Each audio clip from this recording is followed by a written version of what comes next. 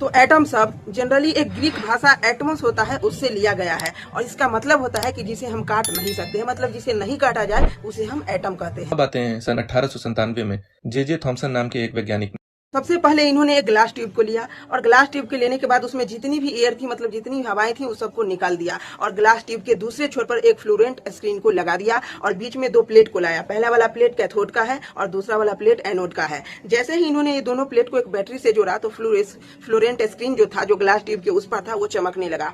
अब इन्होंने ये निष्कर्ष दिया कि ये जो कैथोड यानी निगेटिव चार्ज, आपको पता है कि कैथोड निगेटिव चार्ज होता है और एनोड पॉजिटिव चार्ज होता है, तो इन्होंने कहा कि निगेटिव चार्ज से कुछ पार्टिकल निकल रहे हैं जो पॉजिटिव चार्ज की ओर जा रहे हैं, जो कि हमें स्क्रीन पे चमकता हुआ प्राप्त हुआ।